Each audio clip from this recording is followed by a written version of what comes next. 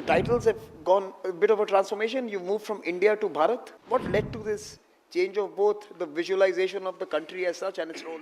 I speak really for a polity which has been there for thousands of years. You want to be a player, you don't want to be a playing field. We spoke about your first book. I think it was during the pandemic, literally in between some waves. I remember we were masked up and having a conversation on the book. It was titled The India Way. Mm-hmm. And your second book was called Bharat Matters. So the titles have gone a bit of a transformation. You moved from India to Bharat. And the first one was about the way. The second is about India's significance in people's lives. What led to this change of both the visualization of the country as such and its role? Well, I think when I used the word Bharat in the second book, Why Bharat Matters, as opposed to the India Way, I'm trying to capture really a kind of the transformation which has taken place in our society, in our polity, in our mindset, in our approach to the world.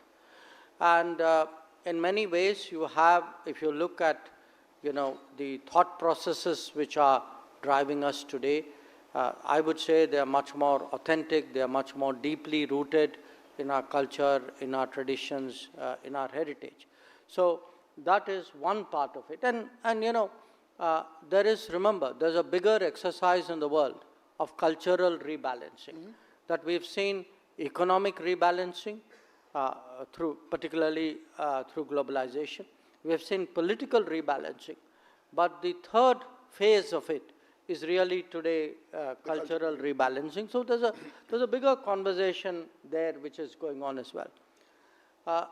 And India, which is much more conscious of its culture, history and traditions, which, for example, remembers its linkages. I give you a very practical example. The Gulf. The Gulf, our linkages with the Gulf are as old as the monsoon.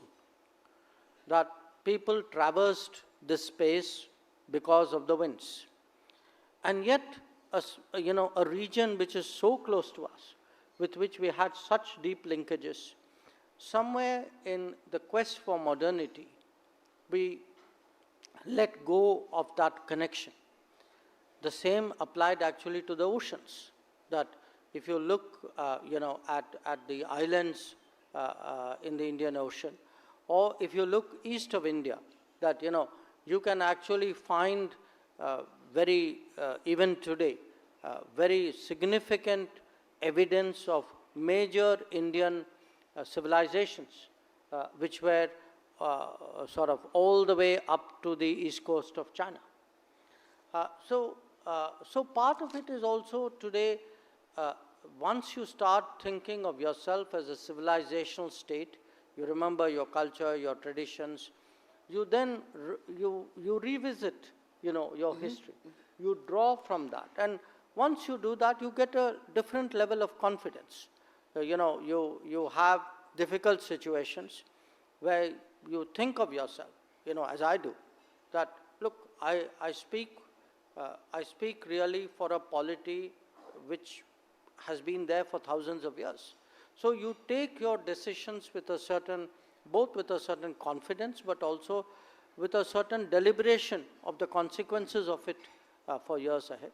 And then there is a self-reliant side to it, which is, you want to be less vulnerable, you want to be less dependent, you want to be a player, you don't want to be a playing field. So I think it was a combination of all these factors. I felt we had made that transition, especially in the last 5 years. And that's why the title of the second book as opposed to the first.